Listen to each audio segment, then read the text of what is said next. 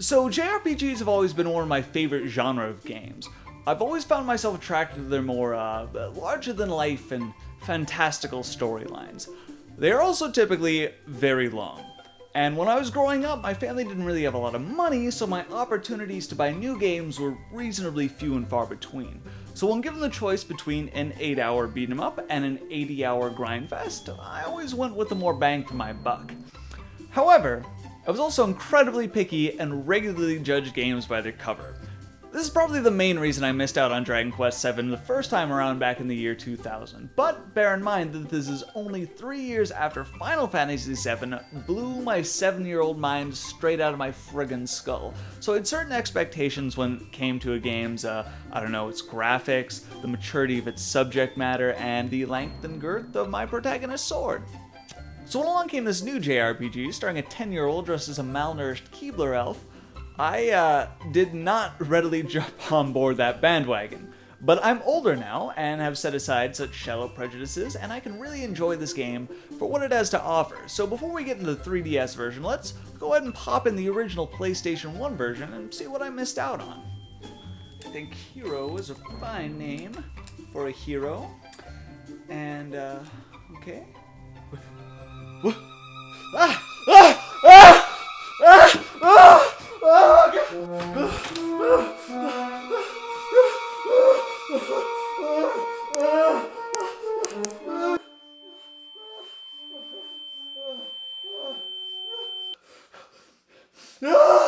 Oh God!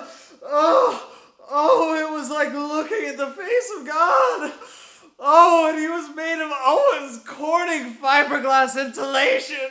Oh God! Oh! Oh! Our story begins on the island of Astard, the only landmass in the entire world.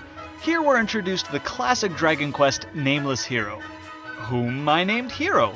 And not even like Hiro, or even Hiro, just Hero, written in katakana, because I'm cheeky?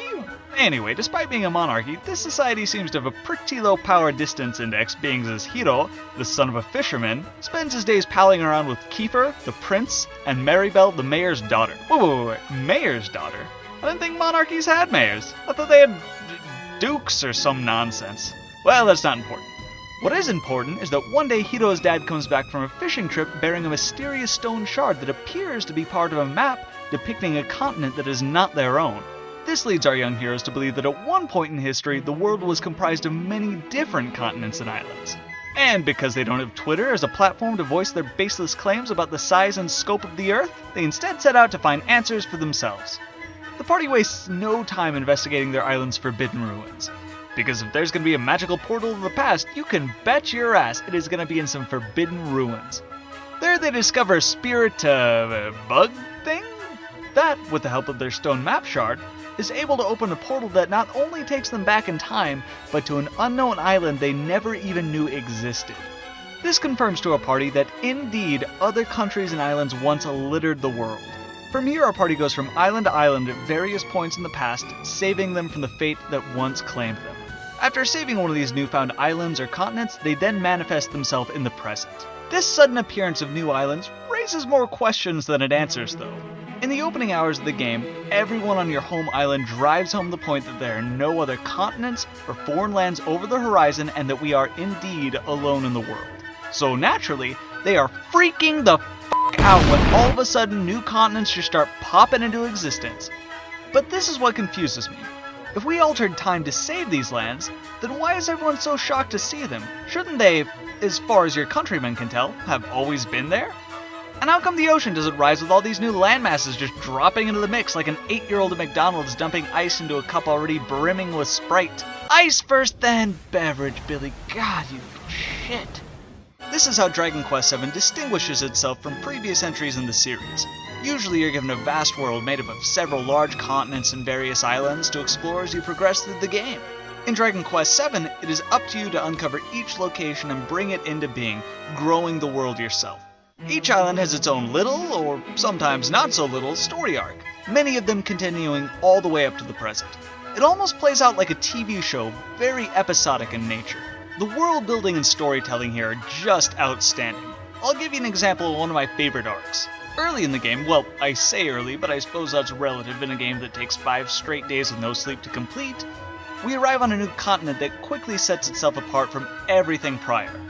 You see, up to this point in the game, all the enemies you've faced have just been your basic gold-toting wildlife. But in this land, all you see are these mechanized death bots, tromping around all willy-nilly and ruining the villagers' fine fiscus. Also, lots of murder. After inspecting the town and the castle, you find many of these mechanized soldiers broken down, joints locked, standing in the very spot where they were defeated, and you get a very clear picture of the evil that is consuming this land without needing to be told. And sometimes I wish they just wouldn't. Check out this guy's last words. これじゃ次の戦いには参加できそうもないな。つまない。 Your death game's weak, bro. I know what the last words I want going through my head to be. 俺はこの足の間で死ねたら最高だ。 Exploration is first and foremost how you interact with the world of Dragon Quest VII, and believe me, there is a lot to explore. The vast expanses you traverse on the islands you discover provide you with actually not as much to uncover as you'd imagine. I mean, there is the odd chest just chilling out in the middle of one of the game's many open plains and forests, but as far as actual things to discover out in the field, it's kinda sparse. But that's cool, it's fine, because there is more loot to find hidden in each town and dungeon than there are secrets in the diary of a 17-year-old closet homosexual from Georgia. Towns are pretty well packed with weapons and armor shops, chatty townfolks, and wells. Lots of wells. It's fun to go poking around the residences, finding everything there is to find. There's a special name for this mechanic, and it's called looting, you fucking criminal. Our heroes take advantage of the hardships of others for monetary gain. I can't tell you how many times I entered a new town suffering from some kind of calamity, like, say, everyone being trapped in stone, and thinking to myself, oh, now isn't this just awful?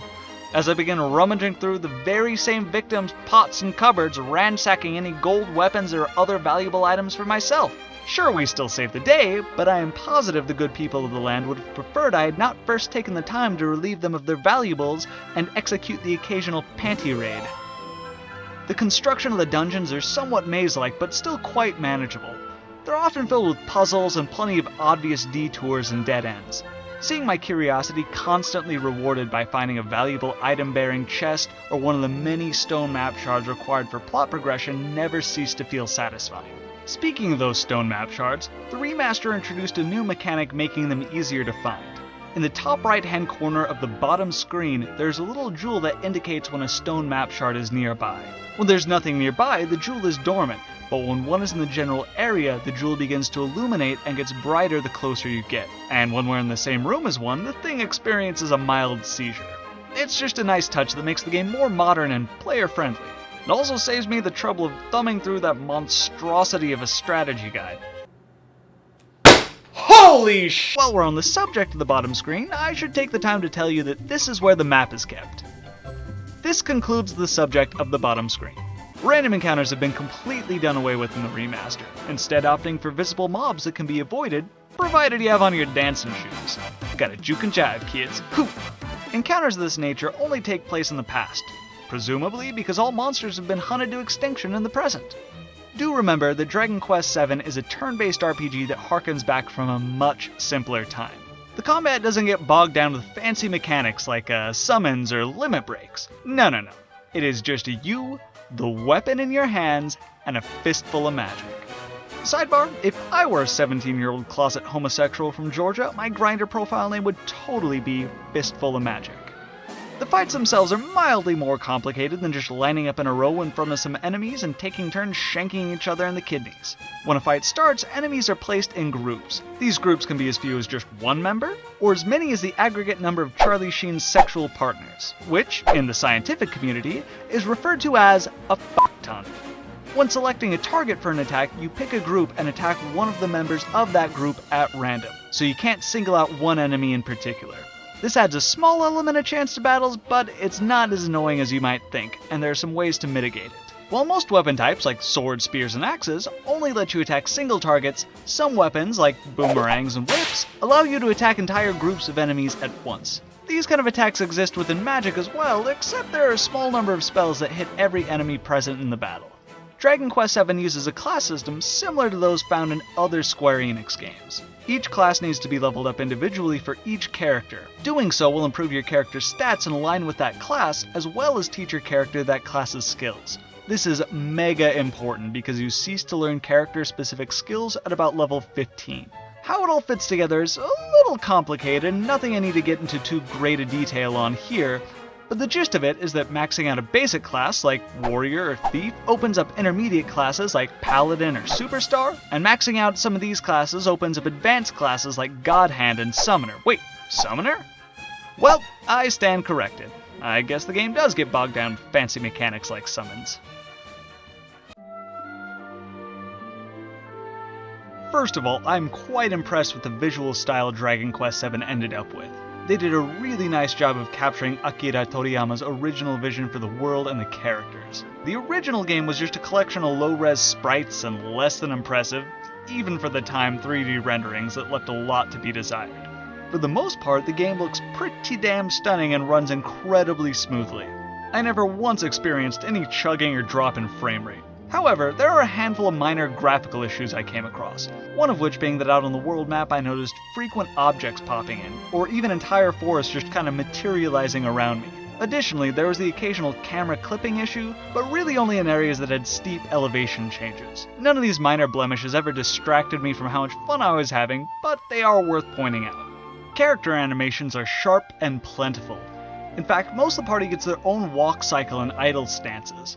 Little touches like the way Maribel puts her hands on her hips or how Gabo lays down to rest really highlight how much love was put into the crafting of this game. The same goes for the multitude of monsters you'll encounter over your 100 plus hours. Everything from their static cycle to their attack and death animations screams quality. Additionally, they added new outfits for each character, for each class, and it's not just a simple color swap. We are talking costume changes worthy of a community college cabaret. It's one thing to be a God Hand, but to be able to shed the Keebler elf robes, the thing that kept me from playing the game in the first place and actually look like a God Hand, is a dream come true. The towns are packed with an impressive amount of detail, everything from the varying layouts of the shops to the grandness of the many castles you visit conveys an almost handcrafted feel. This is especially true in the case of the castles. Most of the time you have to learn special paths to navigate them.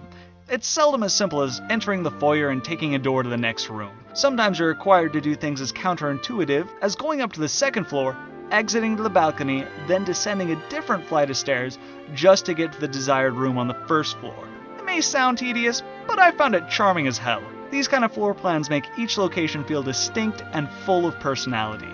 Although I gotta say, I find the intense number of weapons decorating the interiors of these castles and homes during the present to be a little overkill. I mean, despite the fact that there are no monsters in the present, and that there are no other nations to war with as far as anyone can remember, there's an abundance of weapon vendors, the castle armories are packed with plenty of stabby good goods, and the occasional run-of-the-mill home is sending a strong message that you do not want to try and rip them off.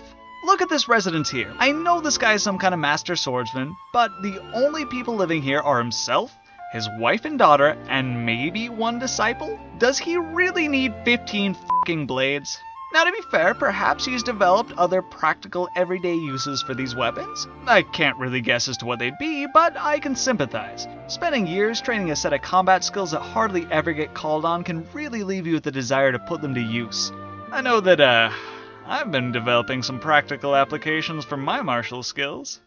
ブラジリア柔術の日常活用その1前芸狼様食べないでああ食べてほしいから家にあげただろ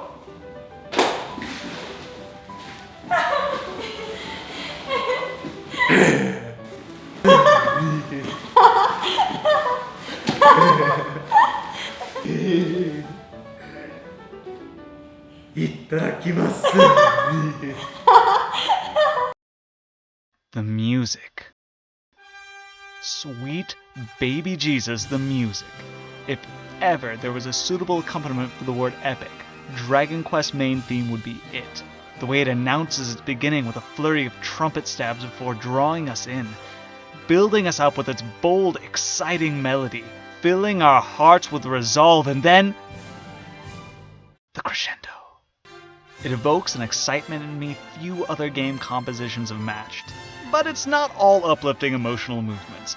Because there's no voice acting in this game, it's up to the score to help convey the emotions of the characters on screen, and each track does its job brilliantly. Although I must confess, this does result in a large number of the tracks sounding rather somber, but this is largely attributed to the, well, let's call it less than cheerful subject matter the game explores. I guess the point is that the music always complements exactly what is going on and cues you in on how you should be feeling. This being a 3DS game, it naturally is a 3D setting, but honestly I never ended up thinking about it and consequently never tried it out. So, because this is a review for posterity's sake, let's go ahead and turn it on, see if it enhances our...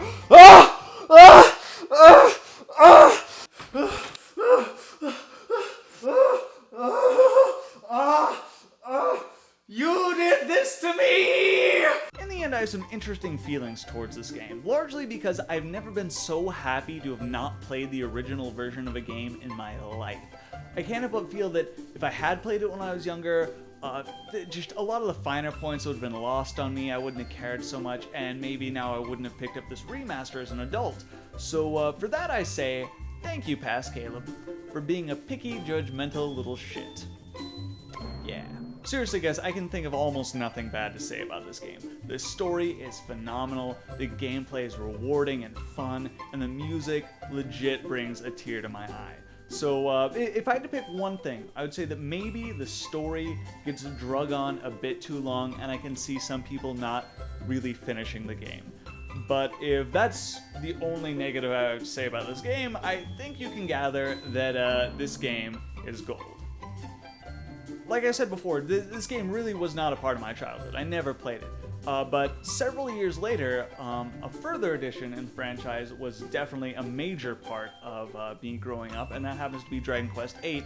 I don't have my first copy here, but I've got this one. I rebought it in Japan. Like, I love this game so much. Replayed it in Japanese, just as good as when I was a kid. So much fun. And I was very excited to hear when they remastered it for the 3DS. So normally I tell you what I'm reviewing next. This isn't going to be it because this is going to take some time like this one did. But it's definitely coming soon, and there's some fantastic new features in this one. It's not just like a straight port. Like, there are 2 new characters. You get 2 new characters in Dragon Quest VIII. I'm not going to tell you who they are. You can probably look online and find out. But it's exciting. Lots of good stuff. So I'm looking forward to reviewing that for you and having a capture card in my 3DS, which I will install when I get to Akihabara here in a month or 2. And yeah, that's gonna be that. I've rambled here at the end, so no, that's it. We're done. Shut it down. There's no one here. I'm alone. Alright guys, that's the video. If you enjoyed it and want to make sure you don't miss my next video, might I interest you in tenderly caressing the subscribe button? Wait! Not so quickly. It's its first time with you. You need to be gentle. If you're new to the channel and you want to check out some of my other videos, I recommend my review of Digimon Story Cyber Sleuth. Or here's a link to the entire Rainfall review playlist. Feel free to stalk me on Facebook and Twitter if you feel so inclined. Real quick, huge shout out to Nico, the champion who just finished all the branding for this channel. Fucking love this dude. Nico, you're a baller. I'll send you a fruit basket from Japan or something, or maybe like a sexy PlayStation Vita exclusive or something that you can enjoy. You know, fun for the whole family. Anyway, that's that. Go ahead and check out his Twitter. He does commissions and stuff. Guy's amazing. In the meantime, I guess we're done here.